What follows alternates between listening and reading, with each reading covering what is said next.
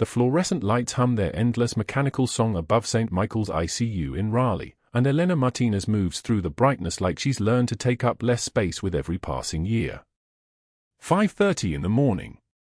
The shift starts before the sun does, before the families arrive with their exhausted eyes and their desperate questions, before the machines begin their relentless chorus of beeping and hissing.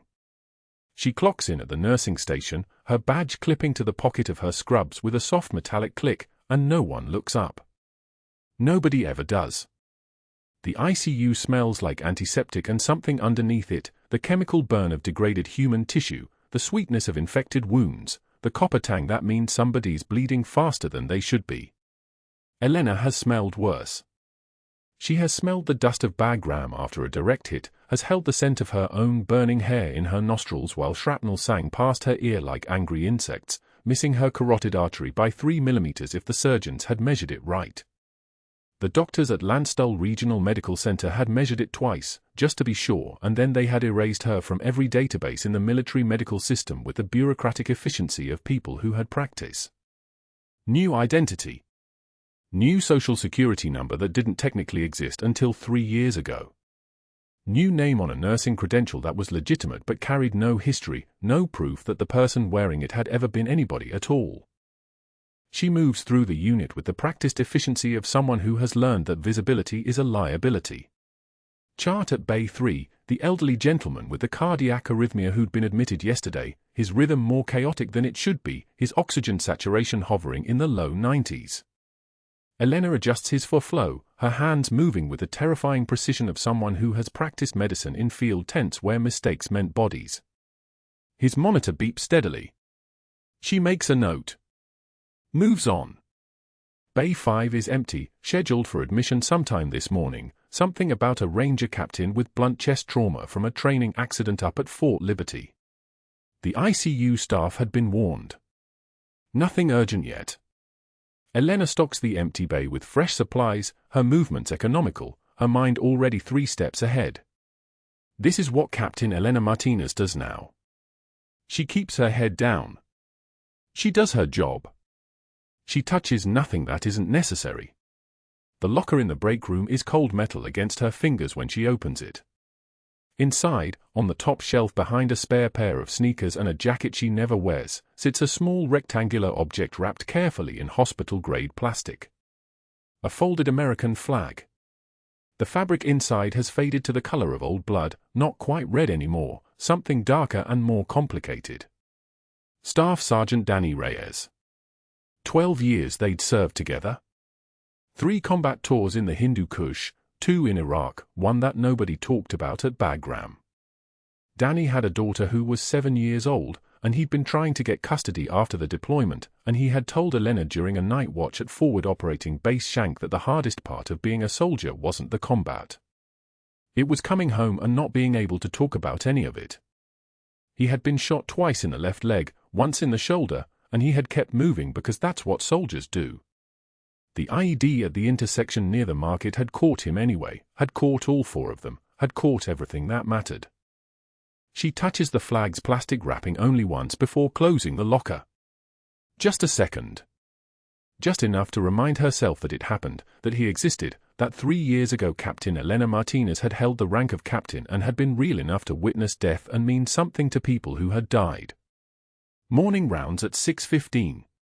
The attending physician is Dr. Mercer, tall, with the kind of jawline that could cut glass and the kind of voice that had learned how to make every word land like it came from a place where no one was allowed to question. Johns Hopkins Medical School. 12 years of private practice before he'd taken the ICU director position at St. Michael's 8 months ago. He moved through the unit with the entitled ease of someone who had never had to survive on anything except credentials and the assumption that his credentials meant something. He doesn't notice Elena when she steps into the room. This is by design.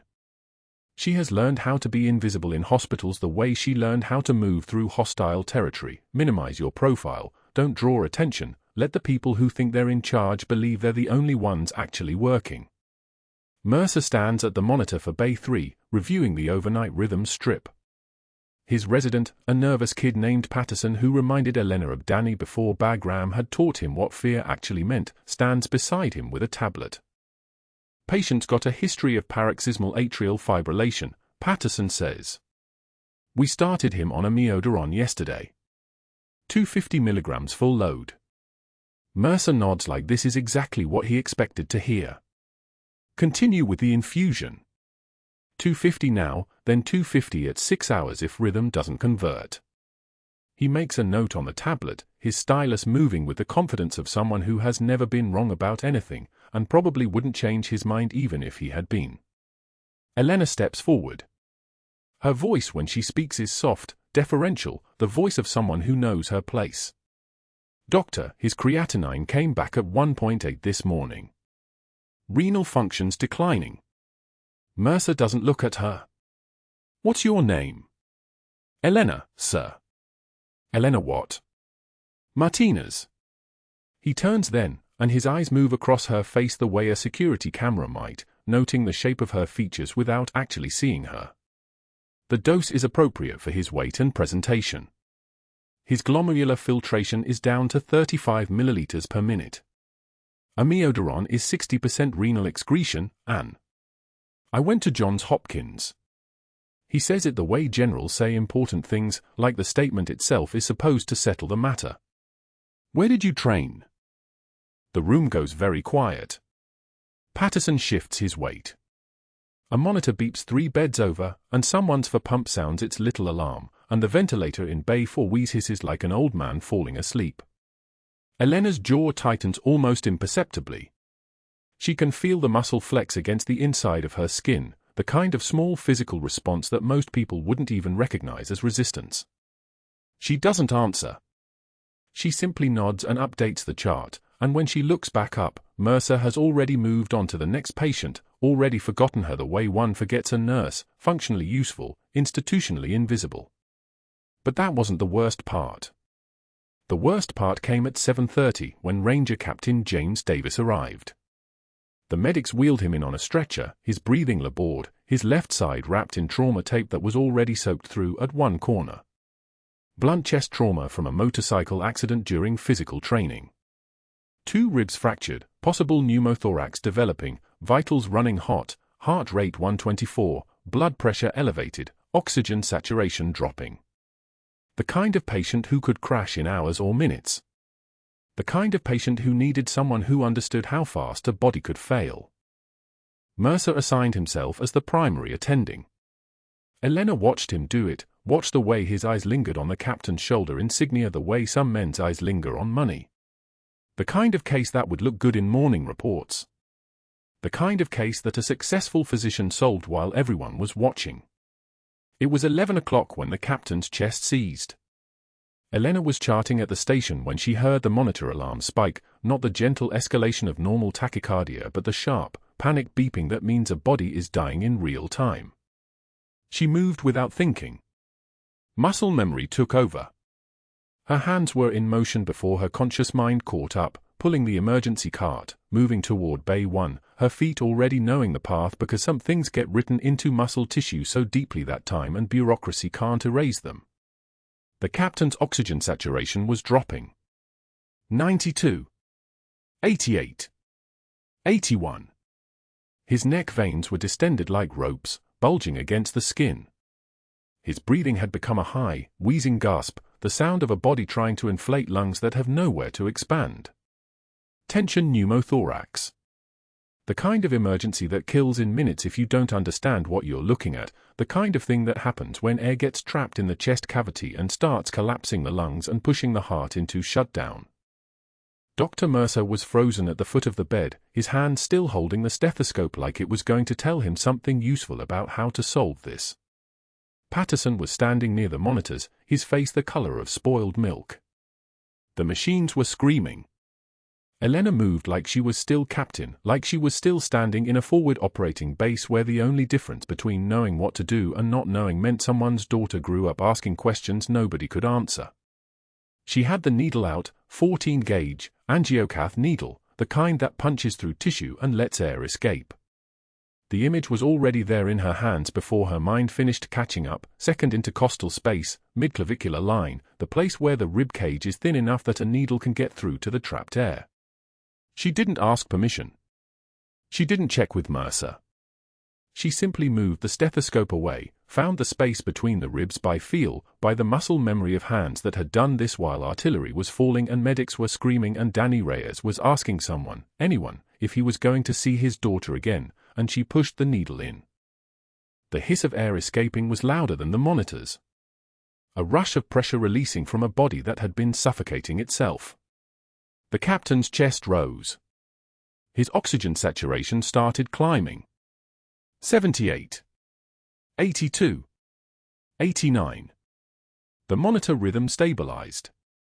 His breathing eased from that terrible desperate wheeze into something almost normal. The room was so quiet you could hear the fluorescent lights humming overhead. Mercer was staring at her. Patterson's mouth had opened just slightly. The captain's nurse, a woman named Siobhan who had been working the ICU for 6 years and had never seen anything move that fast, was holding her breath. And then the door opened and Corporal Hayes walked through. He was a combat medic attached to the 82nd Airborne, in Raleigh for training before a deployment, and he'd been stopping by the ICU to check on an old buddy from his unit. He was young, maybe 30, with the kind of eyes that had seen too much too early, and he stopped cold when he saw Elena standing there with the needle still in her hand, the captain's chest already beginning to reinflate properly. That three-hand tie-off technique. Nobody taught that anymore. They'd stopped teaching it when the Army restructured field medicine protocol 8 years ago, had moved on to newer methods that worked fine in peacetime and okay in combat. But the people who'd learned it before the change, the people who'd stood in tents and field hospitals and forward bases where you did what worked because lives didn't care about protocol updates, those people never forgot the motion.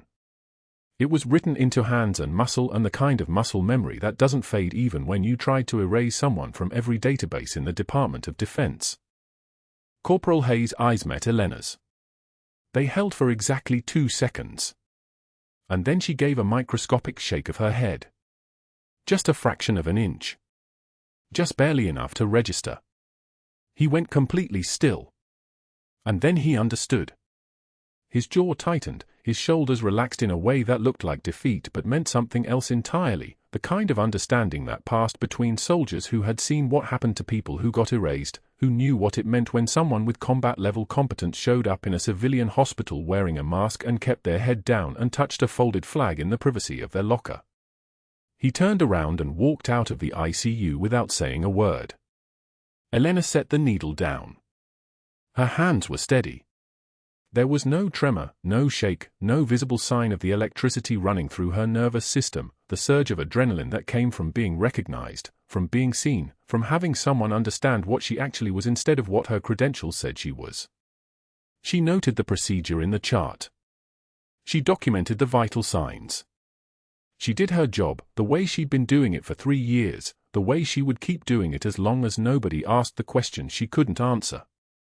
But later, alone in the supply closet during the break she didn't actually take, her fingers finally trembled as they touched the folded flag in her locker. 3 years of being nobody. 3 years of keeping her head down. And in 2 seconds, with a technique nobody had taught in nearly a decade and a look that lasted longer than a heartbeat, everything had changed. Someone knew. The next morning, Dr. Mercer entered Captain Davis's room during family rounds with the kind of deliberate slowness that made every step a statement. His white coat moved like a ship cutting through water, imposing, territorial, impossible to miss. Davis's parents sat rigid in the visitor chairs, his mother's knuckles pale against her purse, his father's jaw working silently. Elena was checking the chest tube output, the clear collection chamber catching the fluorescent light as she documented the drainage volume on the bedside chart. Nurse Martinez, Mercer announced, his voice pitched to fill the room. Walk me through your sterile technique for this dressing change. She turned from the monitor, her hands already moving to the supplies. Her voice remained level, almost musical in its precision. Sterile field established. Chlorhexidine antiseptic, non-touch technique, working from clean to contaminated zones. That's incorrect. He said it the way a conductor might correct a violinist, not as question, but as absolute fact. Did you even review the protocol? Elena's fingers didn't pause. She pulled up the protocol on a tablet mounted beside the bed, rotating the screen so he could see it. The words matched what she'd just said. Every single one. Mercer glanced at the screen for 1.3 seconds, she counted, then waved it away like it was a child's drawing. Textbook and reality are different things, Nightingale, he said, the nickname dripping like contaminated saline. Perhaps you should observe more experienced nurses before attempting procedures above your skill level. Davis's mother made a small sound. Her husband's hand covered hers. Your son is safe, Mrs. Davis, Mercer said, his attention snapping toward them with the precision of a spotlight. I'm watching everything very closely. Every decision made in this unit passes through my review. Elena continued with the dressing change. Her hands moved with the same rhythm, clean, efficient, untouchable. She did not look at Mercer. She did not argue. She simply completed the task perfectly while her competence hung in the air like a blade nobody acknowledged. That afternoon, the break room smelled like reheated coffee and fluorescent hum. Elena unwrapped her lunch, a container of rice and chicken she'd prepared at 5 in the morning, the kind of meal that required no conversation, just fuel. 3 nurses sat at the far table, their laughter bright and genuine. She sat down at the adjacent table, exactly 3 feet away, and opened her container. The laughter stopped. Not gradually. Completely. Like someone had cut the audio feed. One nurse stood first, collecting her half-eaten sandwich.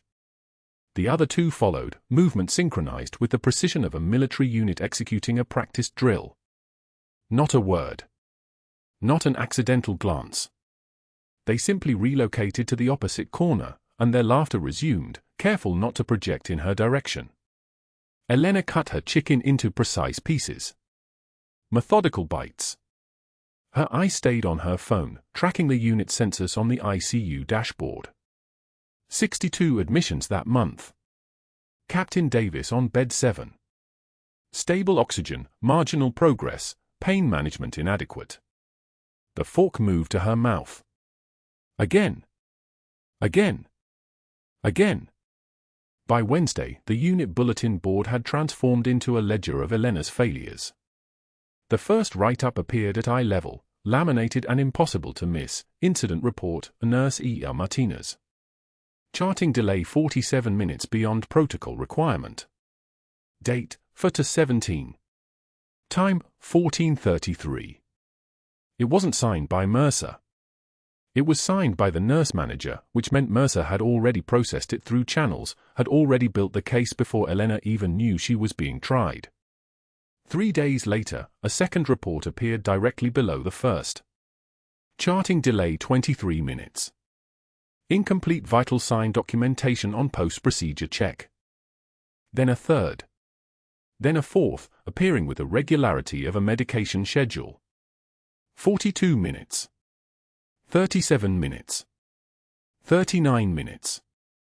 The margins of error so thin they barely existed, the kind of delays that happened during actual patient care, during the 3 minutes Elena spent holding Captain Davis's hand when he asked if he was going to make it home, during the moment she talked a post-op cardiac patient through a panic attack instead of finishing her notes. Every delay documented. Every moment of compassion recorded as negligence. The next week, Mercer entered Davis's room during a routine dressing change. Elena was preparing a new chest tube dressing, a sterile field laid out with the kind of precision that only comes from years of muscle memory. Mercer stood in the doorway, his presence creating an invisible pressure change in the room. I hope we're being careful with our technique today, Nurse Martinez, he said quietly, letting the words settle. I know you're doing your best, but maybe ICU isn't your skill level. These are complex cases. They require experience. A certain refinement. Davis watched silently from the bed, conscious enough to understand the subtext, weak enough that he couldn't defend her. Elena's jaw tightened imperceptibly. A single micro-expression. The kind of tell that lasted exactly 200 milliseconds before she locked it down. The field is sterile, doctor, she said. Her voice was steady. It didn't waver. It didn't plead. It didn't explain. It simply existed, as factual as the vital signs monitor behind her. Mercer filed an incident report before he left the room. She heard the pen strike the clipboard with the precision of a gavel. But that wasn't the worst part.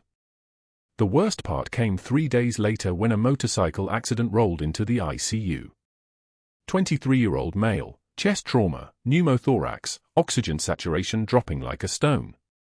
Corporal Hayes from the 82nd Airborne was visiting another patient, his cousin recovering from a routine appendectomy, when the emergency code sounded. He followed the trauma team into the resuscitation bay. Nobody asked him to help. He simply materialized at Elena's side when the attending surgeon prepped for emergency chest tube placement. "I'll assist," Hayes said.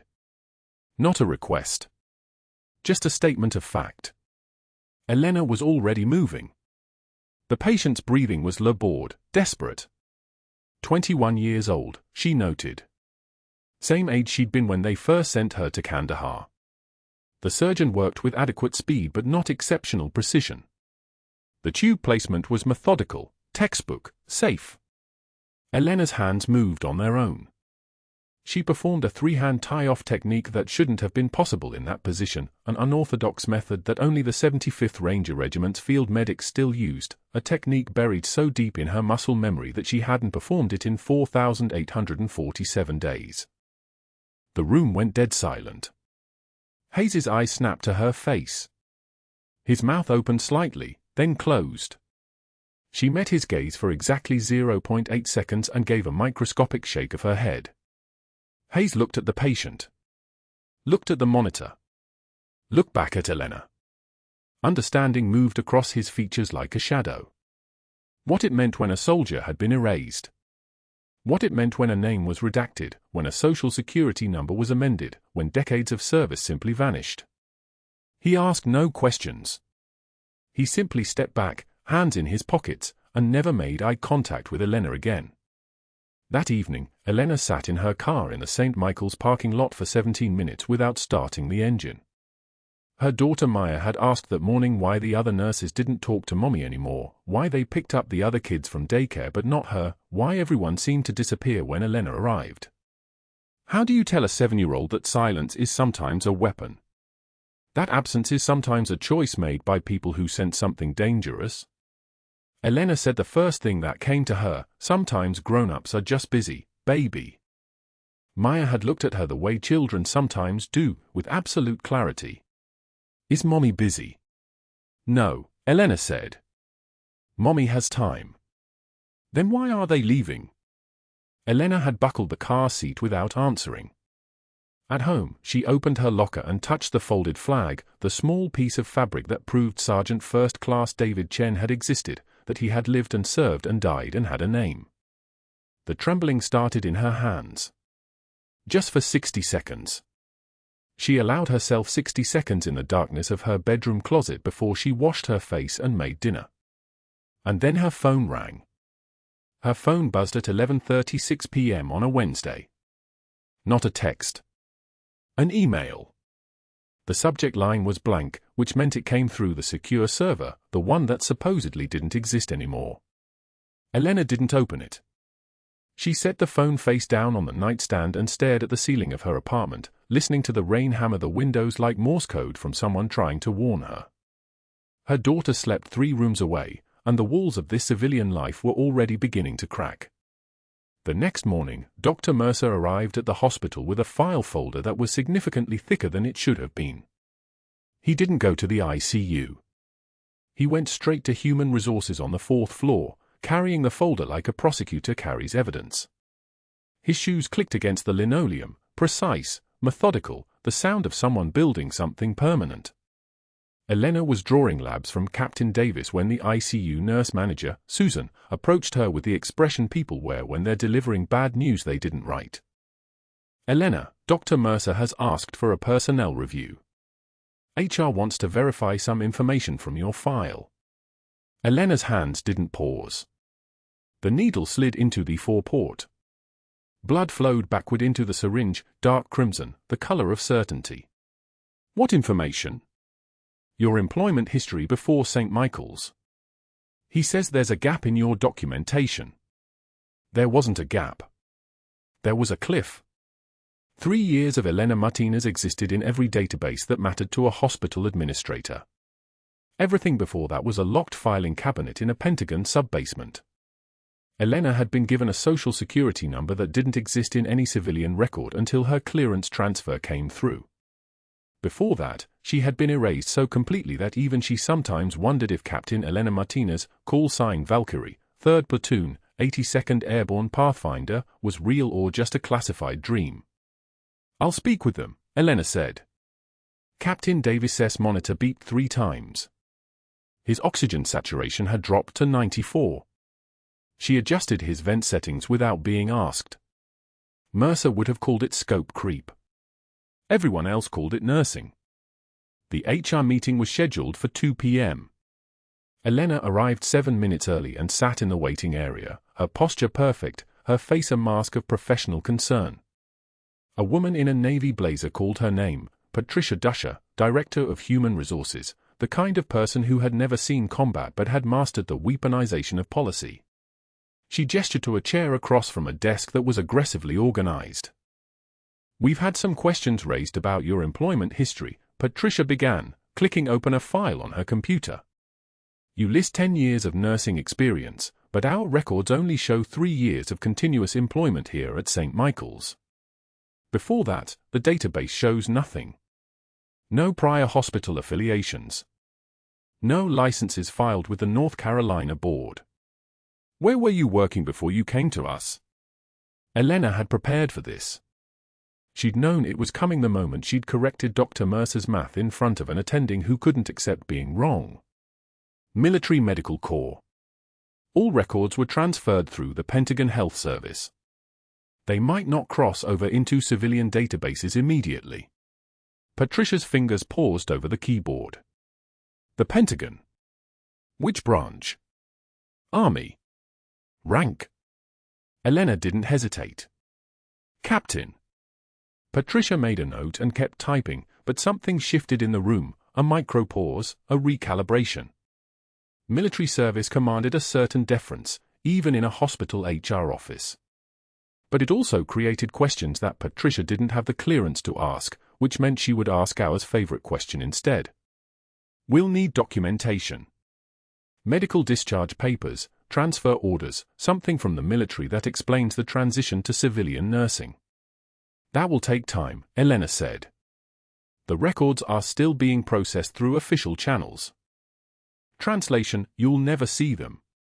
Patricia closed the file. "In the meantime, we've had an incident report filed by Dr. Mercer regarding your autonomy in the ICU. He's concerned that you may be operating outside the scope of nursing practice. Until we resolve your employment history, I'm going to recommend that your shifts be reassigned to lower acuity patients. No critical care. That's not punitive, it's just precautionary." It was absolutely punitive. Elena nodded, her voice steady. "Understood." She left the office at 2:38 p.m. and returned to the ICU to discover that her schedule had already been changed. Susan handed her a new assignment card, 2 stable cardiac patients on the step-down unit, both post-operative day 3, both requiring minimal intervention. She was being benched. Professionally and systematically, she was being removed from the cases where her competence was undeniable. Captain Davis remained on Dr. Mercer's assignment list. The pile of incident reports grew throughout the week. Mercer filed them like a man building a legal wall, 1 brick at a time, each one smaller than the last, so no single report looked alarming, but together they formed an architecture of alleged negligence. Failure to notify physician before adjusting ventilator settings. Charted medications for minutes before orders were written. Suggested diagnostic tests without physician consultation. Technical violations, every one of them. Standard ICU practice, every one of them. Unconscionable breaches of protocol if you were the kind of physician who needed to justify removing a nurse who made you look bad. The reports were photocopied and posted on the unit bulletin board, the standard practice for quality improvement. But they weren't there to improve quality. They were there to create a visual history of Elena's failures. Every staff member who walked past saw her name. Every family member who glanced at the board saw written documentation that this nurse, the one caring for their loved one, had operational concerns. It was psychological warfare conducted through HR infrastructure. Elena walked past the bulletin board on Friday morning and read her name 17 times. 17 documented instances where Captain Elena Martinez, holder of 3 silver stars and a Purple Heart she would never be allowed to wear in public, had made the kind of judgment calls that saved lives in austere environments but constituted protocol violations in a civilian hospital where there were attending physicians to order everything and nurses to execute those orders without question. She didn't stop. She didn't read them all. She simply registered the data and moved to her assignment, a 68-year-old man post-cab, stable, sleeping, requiring little more than vitals and documentation. Her daughter called during lunch. "Mommy, did you get my picture from art class?" Elena's voice shifted automatically into the register she used for her 7-year-old. "I did, sweetheart. I saw it. You painted the sky so beautiful. Why didn't you come to the show yesterday?" Elena had been in an HR meeting fighting for her employment status.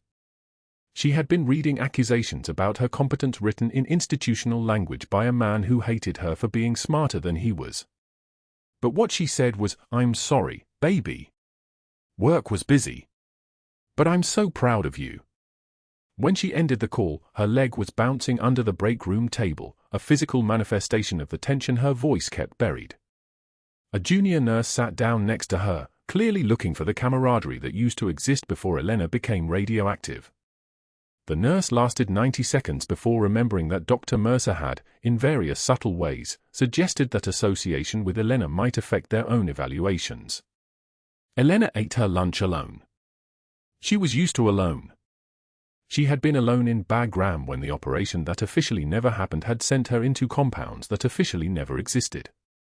Alone was her native language. But there was a difference between the solitude of operational security and the isolation of institutional rejection. One was chosen. One was imposed. That evening, Elena returned home to find her daughter's artwork displayed on the refrigerator, a painted sky that was every color at once, clouds that seemed to move even though they were acrylic on paper. She made dinner, pasta with marinara, her daughter's favorite, and they ate at the kitchen table while the rain continued its assault on the windows. "Mommy, why do you look sad?" her daughter asked. Elena took a breath that came from the same place she'd learned to breathe under sniper fire. "I don't look sad, sweetheart. Just thinking about work." "Is work bad?" Elena looked at her daughter's face and understood that this was the moment where a lot of mothers would tell the truth in a way a 7-year-old couldn't possibly process. Instead, Elena smiled, genuinely, from somewhere underneath all the burial and erasure and bureaucratic assault. "Work is complicated. But you know what isn't complicated?" "What?" "You. You're simple and good and the best part of everything." Her daughter smiled and returned to her pasta, satisfied with this answer in a way only children could be. Elena reached for her phone on the counter and finally opened that email from the secure server. One sentence. No signature. No classification markings. Captain Davis requesting transfer pending further care. Captain Davis. The ranger she'd saved. The patient who should have been transferred a week ago but hadn't been, which meant he was still here. Which meant something had changed. Which meant someone up the chain was watching, and Captain Davis was sending a signal that Elena understood without needing it explained. She closed the email and deleted it, the kind of deletion that meant it actually disappeared, not just moved to a folder. She helped her daughter with bath time and reading time and bedtime, and then she sat in the darkness of her bedroom and waited for the other shoe to drop. It dropped on Sunday at 3 a.m. when a code blue sounded through the overhead system. Elena was already out of bed, already moving toward her apartment door before she consciously registered what she'd heard. The code was in the ICU. She didn't need to check the patient name. She already knew. Captain Davis's ventilator alarm was screaming when she got to St. Michael's 9 minutes later, having driven at speeds the Raleigh police force would have noted if they'd been watching. His oxygen saturation was 67. His chest wall was rigid. Tension pneumothorax. The exact crisis Elena had predicted the moment Mercer had refused the pulmonary consult. The exact scenario that Mercer, standing at the bedside in rumpled scrubs, was currently handling with methodical incompetence, ordering labs that would take 15 minutes to result, ordering imaging that would take 20, while Captain Davis's blood pressure bottomed out at 74 systolic.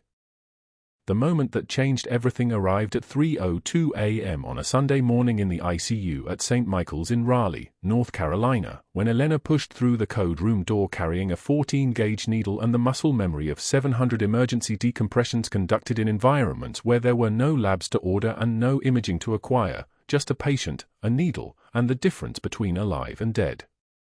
The call came at 2:08 a.m. Elena was running labs for bed 6 when the monitor above Captain Davis began its ascending wail, a sound like a siren trapped in a metal box. His oxygen saturation scrolled downward with mechanical indifference, 89, 84, 78. His chest had gone rigid. The muscles between his ribs weren't moving air anymore. They were locked. Tension pneumothorax. Elena was at his bedside before the monitor finished its second alarm.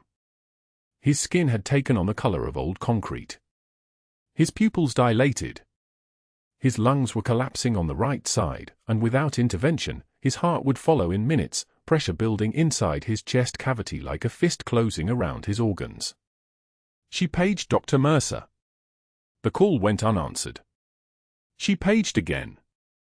Waited 6 seconds. Nothing.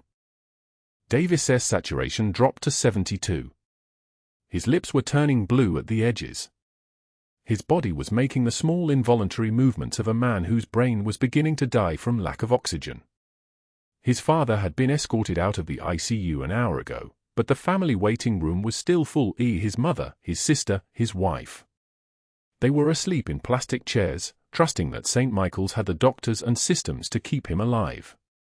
Elena moved. She didn't run. Runners panic. She walked to the supply cart with the economy of motion that comes from knowing exactly what you need and exactly how long you have. 70 seconds. Maybe 90 if he was lucky. Her hand selected a 14-gauge needle with the precision of a concert pianist finding the exact key. Sterile field. Alcohol prep. Her fingers found the second intercostal space, mid-clavicular line. The anatomy was the same whether you were in a forward operating base near Bagram or in a climate-controlled ICU in Raleigh, North Carolina. The physics of collapsed lungs never changed. She didn't hesitate. The needle went in. There was resistance for a fraction of a second, skin, muscle, pleura, and then the hiss of air escaping. Not a whisper. A release. 7 years of combat medicine compressed into one motion. Her hands were steady as surgical steel. The oxygen saturation climbed. 81, 87. 93. Davis's chest expanded normally. His color returned. His body stopped the small death movements and began to breathe again.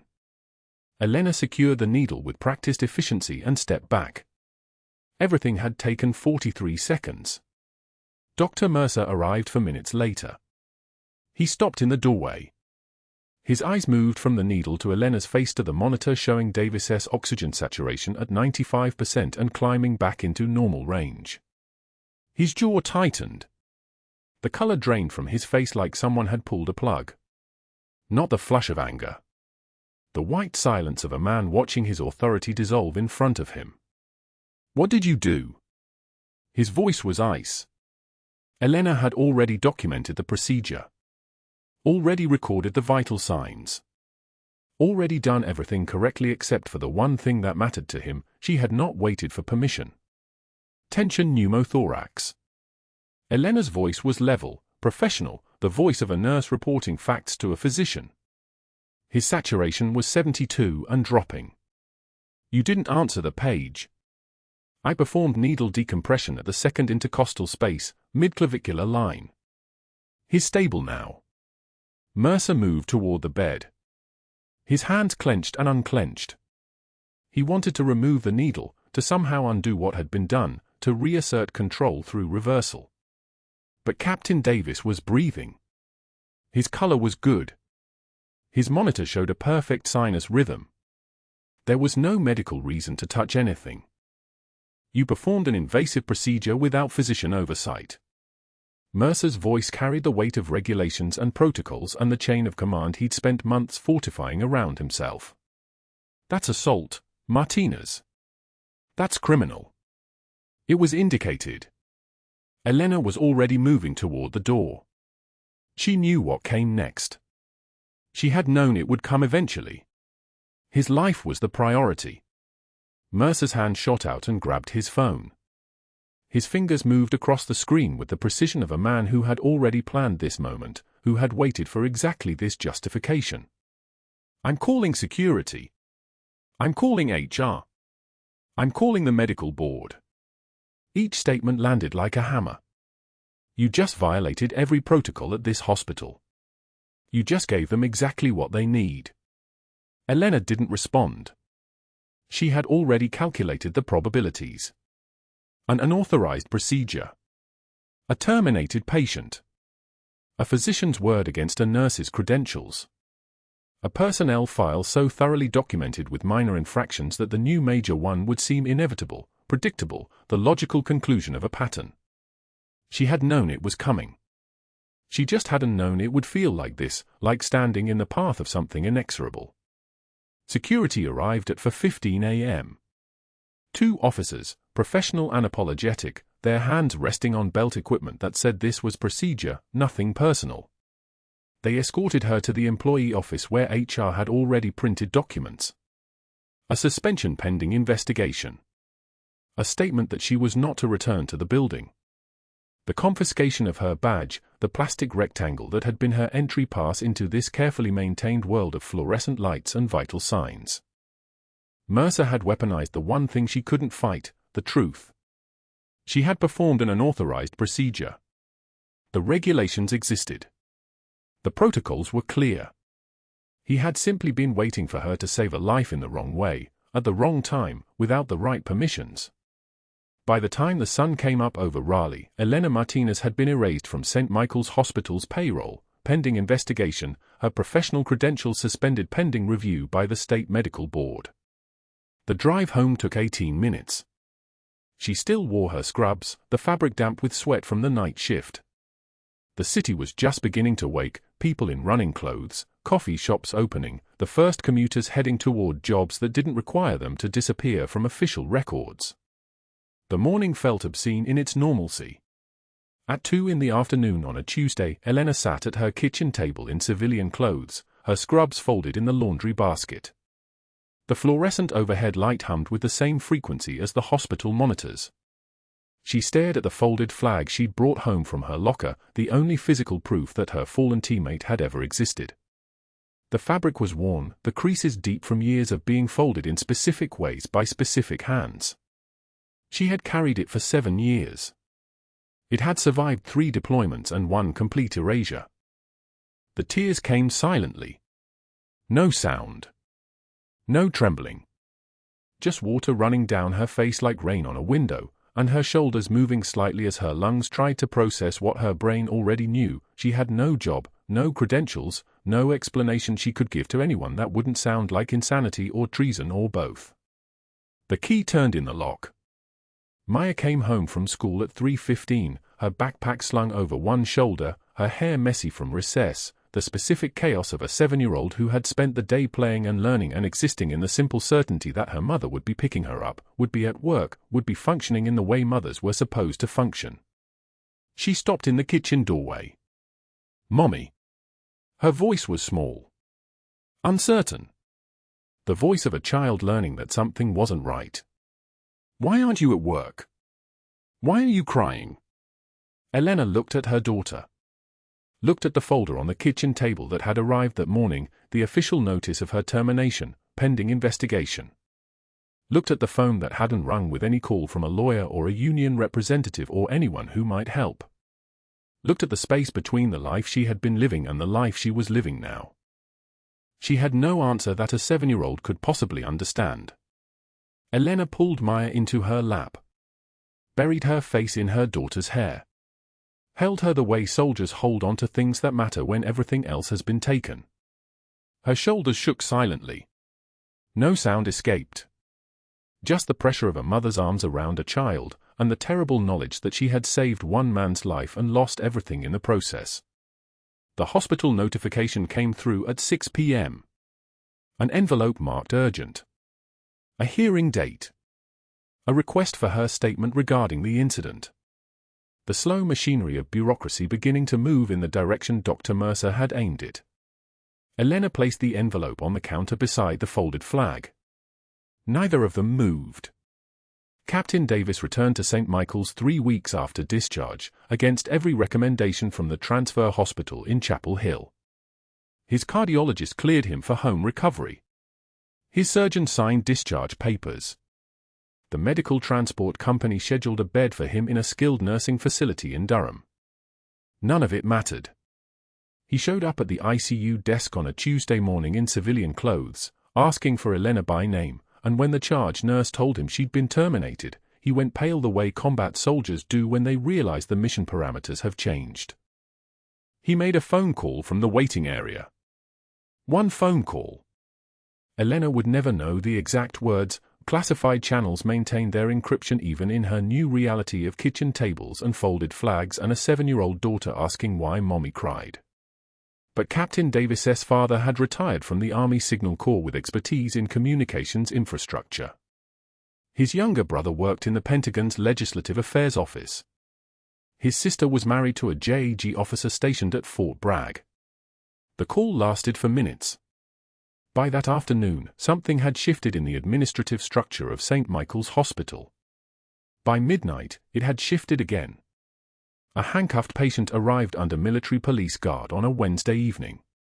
The nurses saw him first, a thin man with a scar across his left temple, being escorted by 2 MPs in full dress uniform, his wrists secured to a hospital bed rail with flex cuffs that looked more like restraints than medical equipment. Diplomatic protection, someone whispered. Taliban commander. Treating him here violated approximately 30 protocols, but the paperwork came from CENTCOM Medical Command and nobody questioned CENTCOM. He was positioned in a secure isolation room on the East Wing, 2 MPs posted outside his door, his chart flagged for command authority access only. Elena was in the medication dispensary when she heard the commotion in the hallway. She knew that sound, the specific cadence of military boots on linoleum, the precise timbre of officers conducting a security escort. Her hands paused on the 4 tubing she was organizing. Her breathing remained steady. Habit. Training. The muscle memory of someone whose body had learned not to react until it understood the threat. She finished restocking the cabinet and turned toward the hallway just as the patient, the prisoner, technically, was being walked past the nurse's station toward his room. His eyes found hers across 30 feet of sterile, fluorescent-lit distance. Recognition. Complete, impossible recognition. His body went rigid. The MPs flanking him tightened their grips on his arms. And he whispered a single word in Pashto that Elena's hands understood before her conscious mind could translate it. Valkyrie. The color didn't drain from her face. Her breathing didn't catch. She simply looked away and continued down the hallway toward the supply closet, her movement as unremarkable as any of the 1,000 other moments nurses spent moving through these corridors. But her heart rate had climbed from 62 to 127 in the span of a single word, and she knew what that meant. She knew what having been named meant. She knew what it meant when ghosts started recognizing you. By Friday morning, the hospital was in controlled chaos. Not the visible kind. There were no alarms, no emergency announcements, no obvious disruption to the daily rhythm of shift changes and code calls and families gathered outside ICU rooms. But the invisible kind that travels through email chains and urgent memos and suddenly closed-door meetings in the administrator's office. Elena's phone rang at 7:15 a.m. while she was in her kitchen, watching her daughter eat cereal before school, watching the way Maya's feet swung beneath the kitchen table because she was too small to reach the floor, watching the ordinary miracle of a child who still believed in a universe that made sense. The hospital administrator's voice was careful, neutral. Elena. We need you to come in. There are people who want to speak with you." She was in the conference room by 9:19 a.m. The administrator sat at one end of the polished mahogany table. Beside him, Dr. Patricia Chen, the hospital's legal counsel. And opposite them, a Marine colonel in dress uniform, so pressed and starched he looked like he might cut himself moving, with a file folder that had been classified so many times the original paper color had faded to something between gray and nothing. The colonel opened the folder.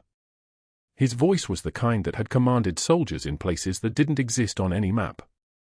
"Captain Elena Martinez. Ranger Regimental Staff, Special Operations Command. Classified Service Record, Bagram Airfield, 2019 through 2021. Attached Operation Blackfire, Hostage Extraction, Taliban Stronghold in Logar Province. Your actions on the 17th of October, 2020 resulted in the safe recovery of 4 American personnel and the elimination of hostile forces. 3 enemy combatants with direct ties to the Haqqani network were identified through intelligence you gathered during medical intervention." He read from the paper without looking up. Each sentence was a carefully calibrated chunk of truth distilled to the absolute minimum words required by classification protocols. "For your actions in direct fire, you are hereby recognized for extraordinary valor." He listed them separately, each on its own line, each given the weight of its own breath. Bronze Star. Silver Star. Second Silver Star. Third Silver Star. Purple Heart. Purple Heart. The room had no sound except the fluorescent hum above and the slight rustle of the classified document being turned to the next page. Elena sat with her hands folded on the table in front of her, exactly as she'd been taught to sit in briefing rooms at Fort Benning, her expression fixed at a point somewhere between the colonel's forehead and the wall behind him. "Your civilian identity was established through Section 502 of the Espionage Act. Your social security number was generated through secure federal databases. Your nursing credentials were authenticated through interagency coordination. You were cleared for full civilian integration with complete identity separation. That classification remains in effect and will for the duration of your natural life. Is that understood?" "Yes, sir," Elena said. Her voice was quiet. Steady. The voice of someone who had been standing at attention since before she was old enough to remember standing any other way. The colonel nodded. He was reaching for his briefcase when the conference room door burst open without a knock. Dr. Mercer stood in the frame, his face already flushed, his mouth already opening to demand something about why a terminated employee was on hospital property, why security hadn't stopped her, why she thought she could. A 2-star general stepped forward from behind the colonel. Full dress uniform.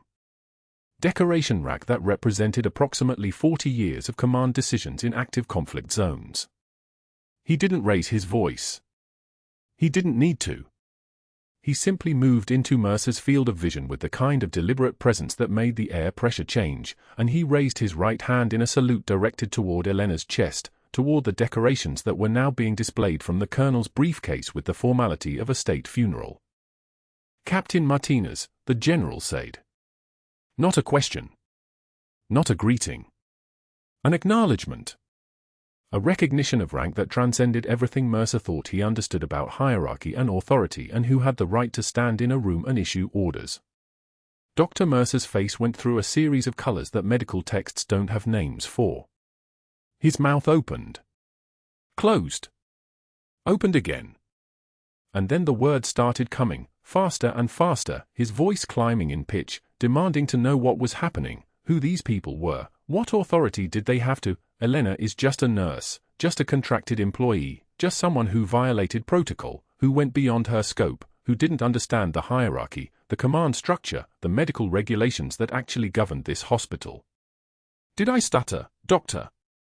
The general's voice was quiet enough that you had to lean in to hear it. Or do you need me to repeat the rank you're standing in front of? The video went viral inside of 6 hours. Someone's phone camera had caught Mercer's escalating meltdown from the moment he saw the general salute through the moment security politely escorted him from the building. His face. His voice. his hand shaking as he pointed at Elena and screamed about insubordination and protocol violations and how dare she deceive everyone about who she actually was, his voice cracking on the words deceive everyone, like he was the victim here, like the thing he'd invested months in destroying was a person with actual value, actual history, actual medals earned in places he would never have the courage to stand.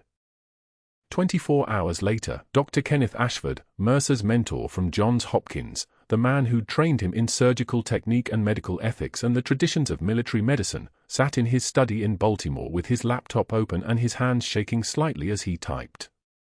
The email went to the North Carolina Medical Board, but copies went to the Journal of Military Medicine, to the Johns Hopkins Surgery Department, to every institution where Mercer's name appeared on a credential or a teaching summary.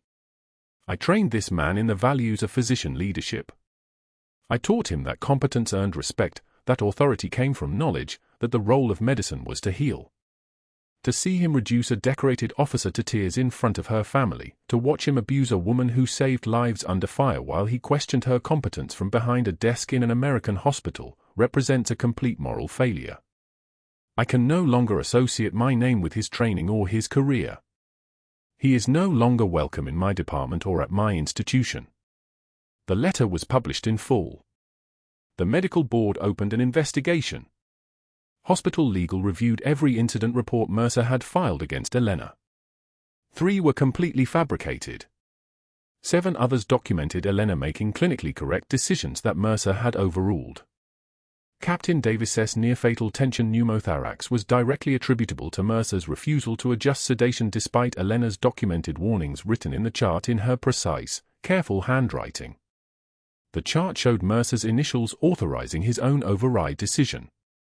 It showed Elena's notation marked nursing recommendation refused by attending physician. It showed, in the cold language of hospital documentation, what it looked like when someone tried to destroy a person piece by piece. The medical board suspended Mercer's license for 18 months pending a full ethics investigation. His wife, a surgical nurse at Duke, filed for separation after colleagues confronted her with the viral video.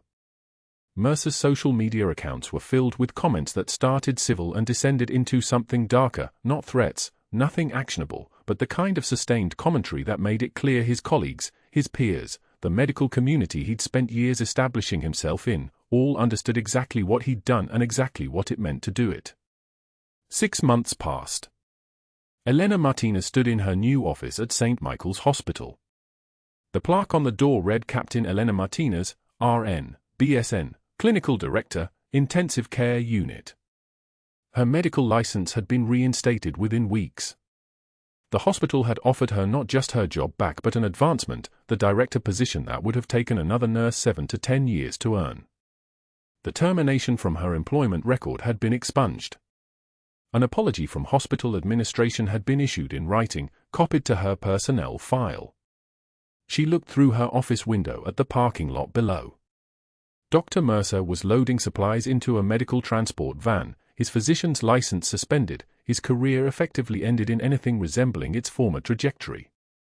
He was working as a medical supply courier while under board supervision, his movements mechanical, his face carefully blank, the same stoic expression Elena had worn through all those months when Mercer thought she was nobody worth remembering. He glanced up once, toward her window, and his eyes made contact with hers for a fraction of a second before he immediately looked away and returned to his van. Elena didn't feel satisfaction. Satisfaction was something that required engagement with the outcome. She felt only the recognition that the world had righted itself through processes both seen and unseen, that the systems designed to protect competence and ethics had actually functioned as intended, that her daughter would grow up in a world slightly cleaner than the one she'd inherited. Maya arrived at her office door at noon, backpack slung over one shoulder, school released early for the holiday. "Mommy, can I see your medals today?" She asked the question the way children ask about things that belong to their world, that matter to the shape of their understanding. Elena unlocked the shadow box on her office wall. 3 silver stars arranged in ascending order. A purple heart. And in the center, the folded flag that had belonged to Staff Sergeant Danny Reyes, who'd died extracting the hostages that Elena had protected, who'd given everything so that Elena could stand in this office and open this box for her daughter. "This one isn't mine, baby." It belongs to someone who made sure I could come home to you. Maya's hand reached out and gently touched the glass. She didn't open it. She understood, at 7 years old, that some things required reverence. Captain Davis stopped by that afternoon for his 6-month cardiac clearance, fully recovered, returning to active duty with the 75th Ranger Regiment. He stood in Elena's office doorway in his uniform, his chest marked with his own decorations, his presence steady and grounded. He said, "I owe you my life twice, once in that ICU room, and once for showing me what real courage looks like." Elena shook his hand. "You would have done the same, Captain." He left. Elena returned to her window. Mercer's van pulled out of the parking lot. She didn't watch it go. Instead, she turned to her computer and reviewed tomorrow's schedule, which nurses were assigned, which patients needed continuity of care, which interventions were pending. Her hands were steady. Her purpose was clear. She was no longer a ghost moving through corridors. She was no longer erased. She was no longer anyone's secret. The quietest person in the room might be holding it all together. When you've been forgotten by people who mattered, recognized again by people who understand what recognition actually costs, there's a weight that settles into your shoulders. It's not happiness. It's not even satisfaction. It's the knowledge that you can build something better now, not for recognition, but because you understand what the absence of it costs. If you've ever underestimated someone based on what you thought you saw, if you've ever been wrong about who was actually standing in front of you, subscribe to see more stories about the quiet ones who end up changing everything. And comment below, would you have made the same choice Elena did, staying silent while someone tore you down piece by piece, or would you have fought back?